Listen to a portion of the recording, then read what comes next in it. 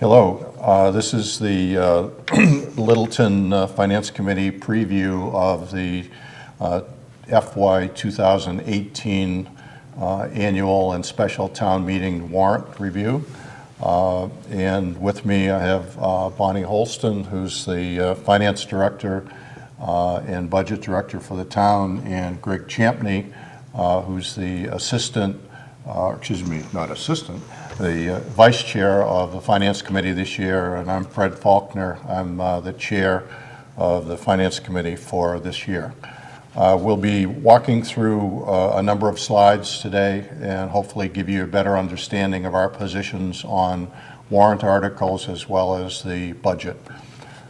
Bonnie will be walking us through the first couple of slides. Bonnie? Sure. Thank you. 2018 is looking pretty positive as we prepare for the budget and the capital plan. We are estimating at this point about a 5.7% increase in available resources. It assumes the full use of the 2.5% increase allowed under the levy limit.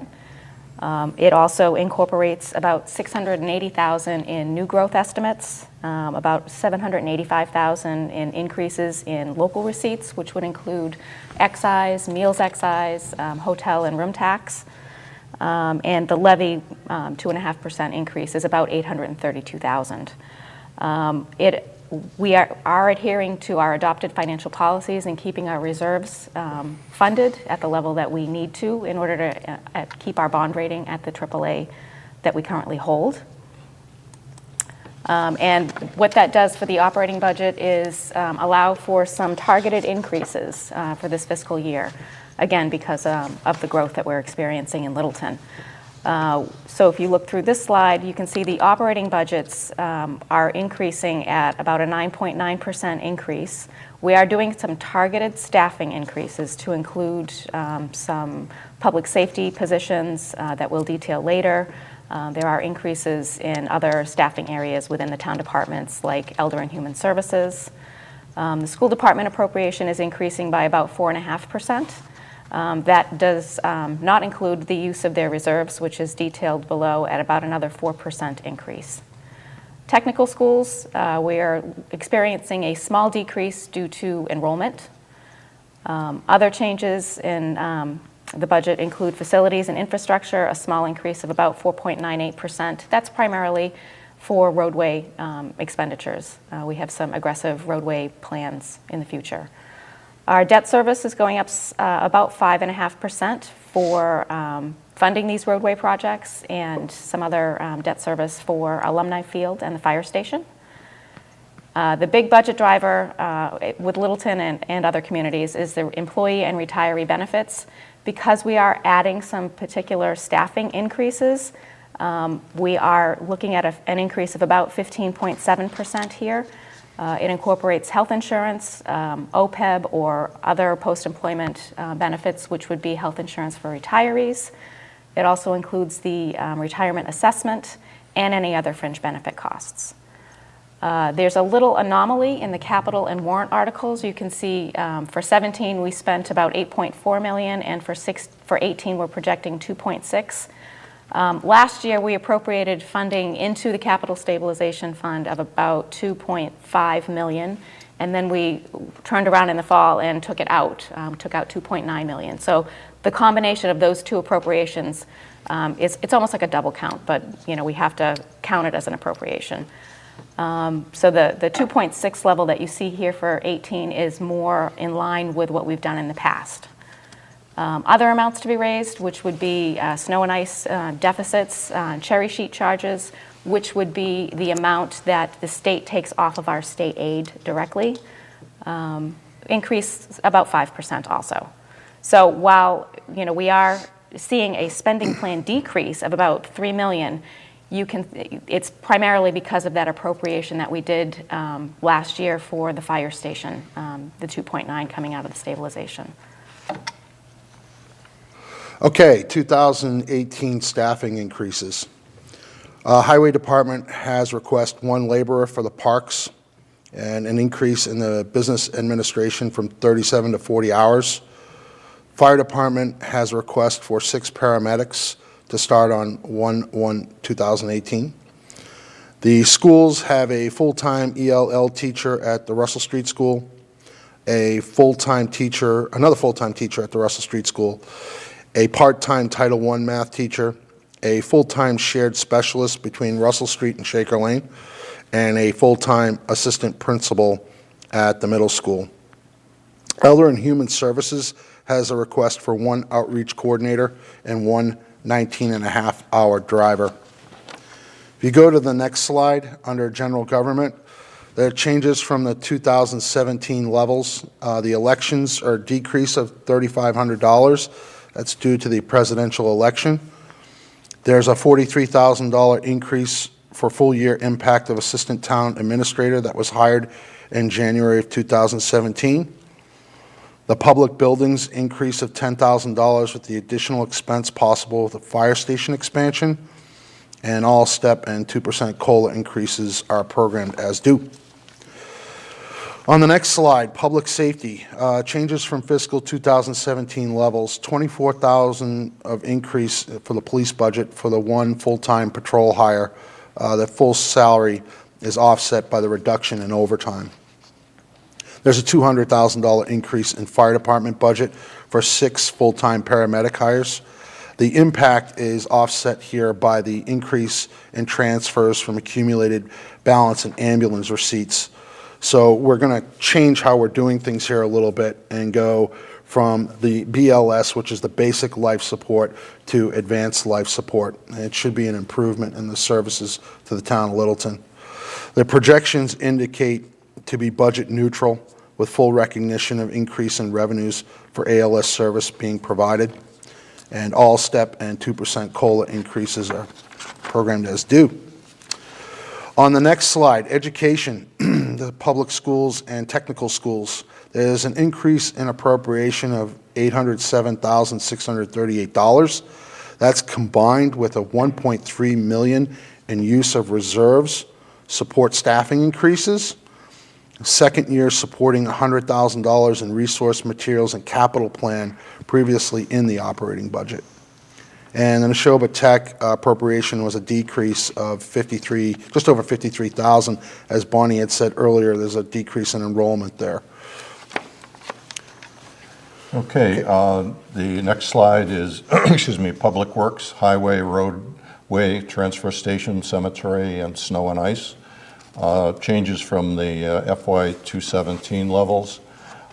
Increase in roadway appropriation for $77,900. $52,000 increase in highway wages for additional staffing. One full-time parks laborer, which Greg mentioned earlier, and 3 additional hours a week for admin services. The wastewater stormwater expenses from $100,000 to $105,000.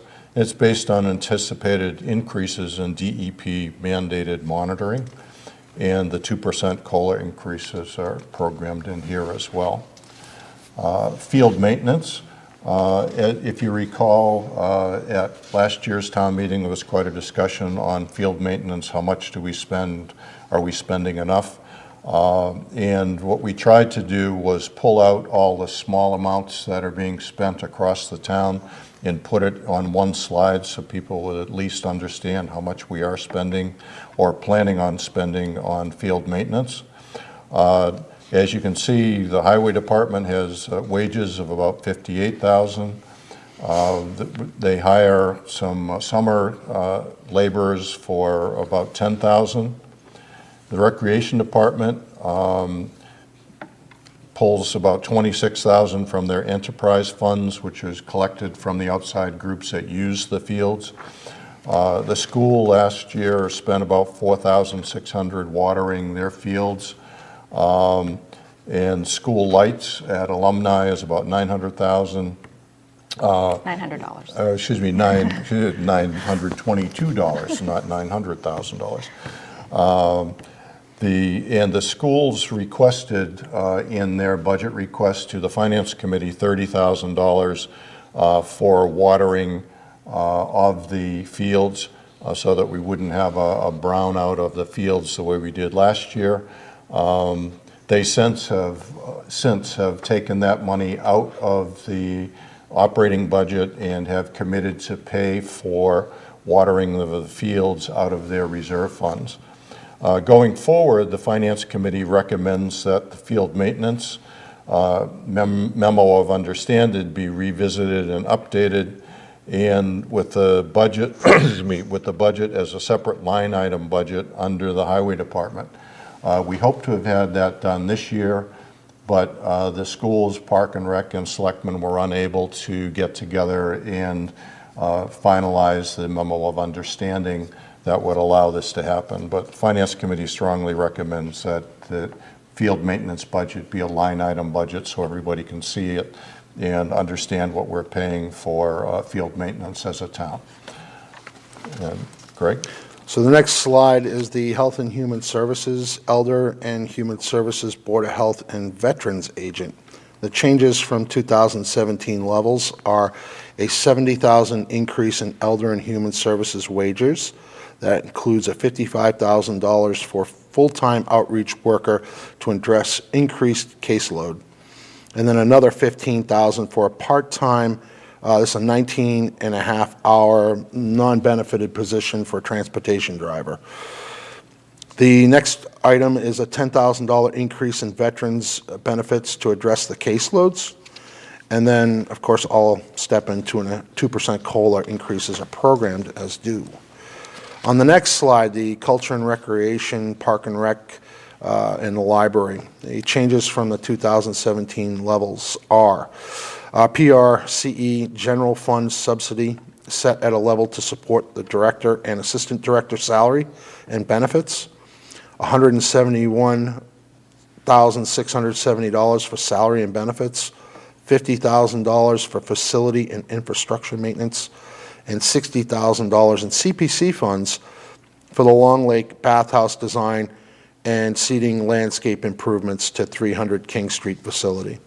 And again, all step and 2% COLA increases are programmed as due. Next slide, So the Bonnie. next slide is fringe and retiree expenses. So this includes health insurance, OPEB or other post-employment benefit funding, and the retirement assessment for the town. So this is the biggest budget driver. We're looking at about a 15.7% increase, primarily because the medical premiums are increasing at a rate of about 3.2%, plus the new hires that are funded within this proposed operating budget. So that's about a $550,000 increase. The OPEB funding minimum increase of 10%, plus the adjustment for the new hires that we're bringing in, increases this appropriation by about $314,000. Retirement assessment, that is from the Middlesex County Retirement Board, and that's increased by about $241,000. And we also have to fund Medicare at 1.45% of salaries. So that makes up this budget increase.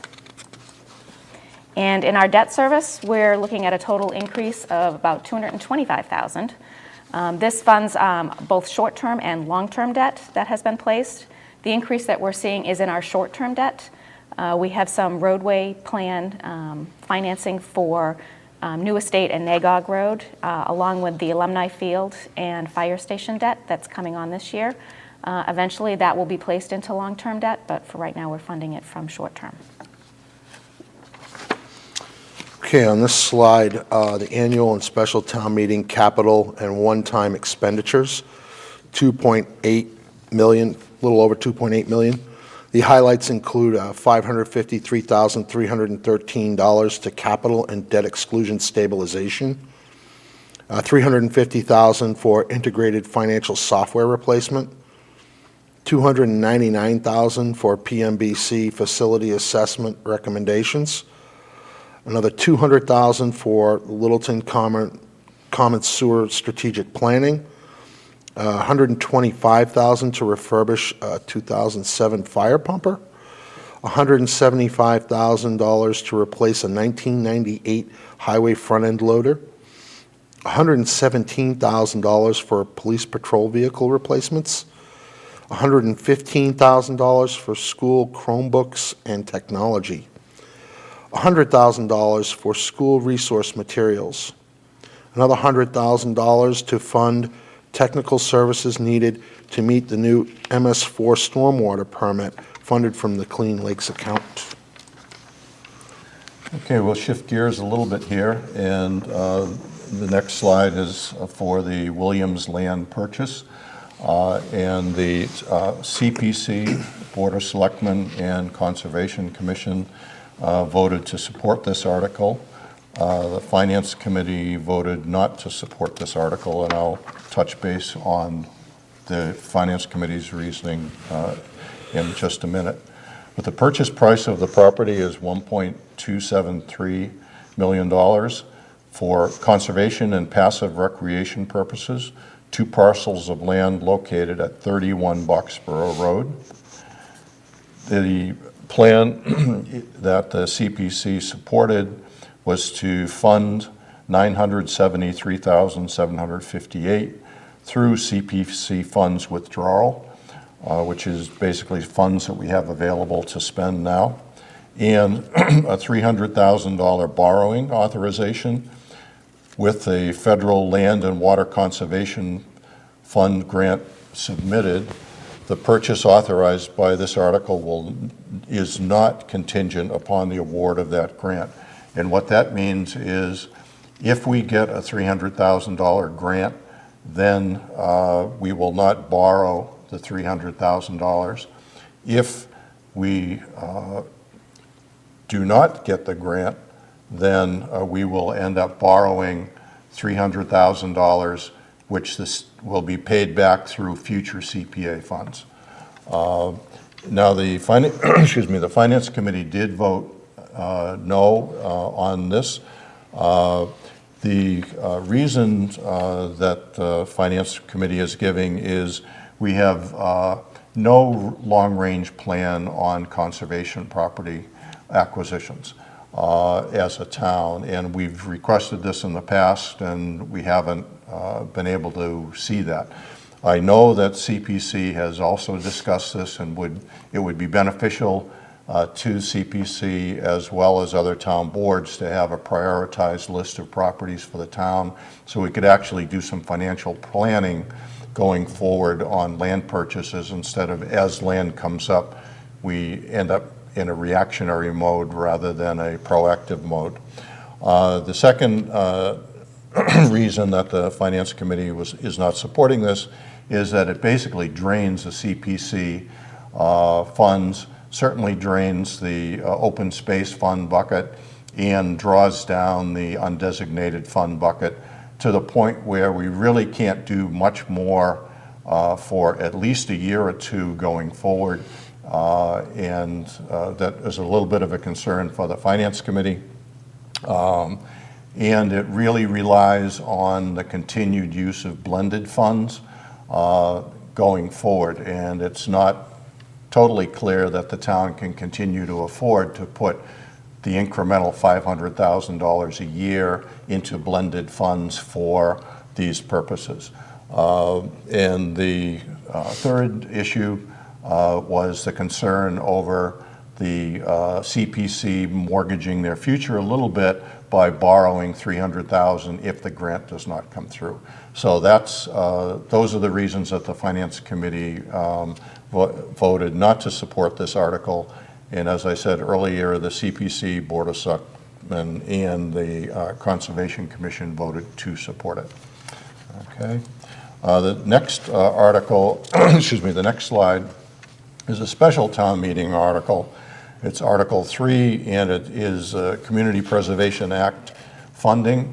And this is adding $527,998 from Conservation Cell Tower and HCA mitigation funds to the CPC. These are what the town is calling blended funds, and this is the incremental 2% that we've been fortunate enough to be able to afford over the last couple of years to put into CPC to get the matching funds.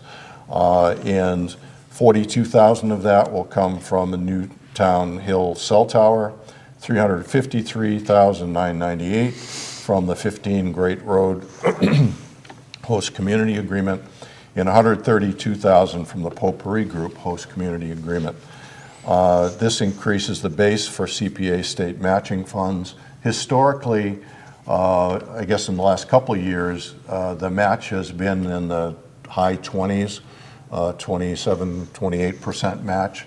So if you think about a $527,000 donation from the town, that would be another 25% or another $130,000, $150,000 on top of that, which would bring the total amount to in the $700,000 range. So it financially makes sense to be doing this, but how long the town will be able to afford $500,000 a year to augment the 1% fee that is on top of your tax bill, your house tax bill, is a question. So that's part of why the Finance Committee has concerns on this. So the Finance Committee is in full support of special town meeting article number 3. And Greg will talk about article 4. Yeah, with Article 4, now this isn't a non-financial article, so we usually don't take a vote on this, but there are some financial impacts as we walk through this article. Library facility is Article 4. A new library facility is in the planning stage. Article requests 3 actions: accept preliminary design, transfers parcel to the library. The land that the school committee currently has custody of will be transferred to the library. And then it also authorizes a grant application. If the MBLC grant is awarded, a future town meeting would need to authorize funding for construction. So if you go to the next slide, we kind of looked at this, and Bonnie did a great job of putting this slide together, the potential impact to the landowners. So if you are voting for this, you're really not voting today to say we're going to have an increase in taxes. However, the message is being sent, I believe, to the board that you're willing to have an increase down the road. And looking at the numbers on this slide, it's estimated that we're going to land in the 5% rate, which is about midway down on that slide. So the impact would be about $164 for a library debt exclusion. Again, this is down the road. It's not something you're voting on at this town meeting, but should the grant be awarded and we get approval, we'll need to come back to revisit this. And that number, as you can see down the bottom, does not include the cost to vacate and rehab the Shattuck Street space. So you could add an additional another $40 to $50. So the average homeowner who has a $409,000 assessment would be looking at about $200 a year in their property taxes. And on the next slide, Bonnie will speak to how that impacts long range. Sure. The question has been asked, frequently, when can we afford to add debt inside the levy or non-excluded debt? So the library, if proposed in the next year or so, would need to be a debt exclusion item because we don't have the capacity to do any additional borrowing inside the levy limit with the addition of the fire station and the alumni field projects coming on this year. So if we look out into the next 10 years or so, when would we be able to add additional debt inside the levy limit? We're looking at fiscal year 2026 when the alumni field debt would be fully paid off at that point. We would have some additional borrowing capacity. So what that means is you could, in theory, authorize a project in fiscal year 2024 and have the debt land or be bonded in fiscal year 26. So that would be the earliest that we could add an additional project or additional debt borrowing inside the levy limit. And our next slide is the special town meeting article number 5. It's the Littleton Common Sewer Strategic Plan. If you recall, last fall, there was a presentation by this sewer committee, and they had a recommendation to support a strategic plan design study, and their estimate at that point was about $600,000 with a $150,000 grant possibility. To date, there is no grant has come through, and what we're asking for is an incremental $200,000 in this town meeting, and that will increase the $252,000 that was approved last fall to $452,000. And that will be available for the feasibility, conceptual, and preliminary design for a smart sewer project for the Littleton Common area. And it may require incremental funding at the future town meeting to complete the design. Bids are out, bids are out right now, and hopefully by town meeting we'll be able to have a better figure for the taxpayers before they vote this incremental $200,000. The design phase will conduct financial evaluation and create estimated project costs for the plan and the impacted areas, as well as conduct a site selection for treatment facility and groundwater discharge location. This phase will create preliminary design plans based on financial feasibility of various smart sewer innovative technologies. Bonnie? Sure. The next slide talks about our Capital Stabilization Fund, which was established in fiscal year 2014. We've been making annual appropriations into this fund each year since its establishment. And you might remember that we actually did a withdrawal of $2.9 million to help offset the costs of the fire station expansion project. So this is a terrific tool that we have in order to manage our debt and our capital planning. This fiscal year, we're looking to add $386,000 for fiscal 2018. Under our financial policies, we do need to appropriate at least 1% of our capital expenditure plan, which would be about $28,000 for a minimum contribution. So we're well in excess of our minimum contribution for this fiscal year. We have a couple of potential projects coming up that this money could be earmarked for or not. We have a ladder truck that's in need of replacement. We have some athletic field needs. The library project was mentioned, our roadway plan that we address annually, and any other land purchases or facility needs that might come up. Appropriations out of this fund require 2/3 vote at any town meeting. The other stabilization fund that we have is our debt exclusion stabilization fund. We first appropriated into this for fiscal 2017. We put in just over $500,000. This fund is going to be used to directly reduce the amount of excluded debt that's raised on the tax rate. So for prior projects that have been debt excluded, like the police station or any of the school projects that we funded, this had a direct impact to the tax rate when we apply the savings to it. So for fiscal 2017, at the classification hearing, the selectmen voted to reduce the tax rate by applying about $300,000 in new growth funds towards the excluded debt. And this reduced the tax rate by about 17 cents, or about $68 on the average home value. So we want to continue that plan by using the debt exclusion stabilization fund. With what we have in there now and the $166,000 that we're looking to appropriate for fiscal 2018, we will be able to reduce the excluded debt that's raised on the tax rate down to the 2022 level. So it's a really good tool. It has a direct impact to the taxpayer. Again, appropriations out of this fund require 2/3 vote at town meeting.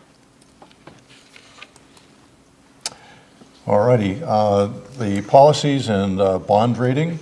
The town's AAA bond rating saves us literally millions of dollars over bond issue term by being able to borrow at lower interest rates, which saves taxpayers money over the long haul. One criteria for the rating is to have good, sound financial policies and then prove and show that we're actually, they're embedded in our day-to-day activities and they're sustainable. This demonstrates stability to the bond agencies that they are looking for.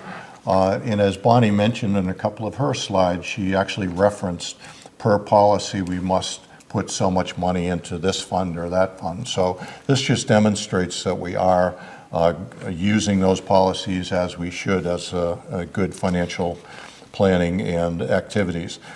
We do have an interboard working group on policies that codifying current practices and planning for the future.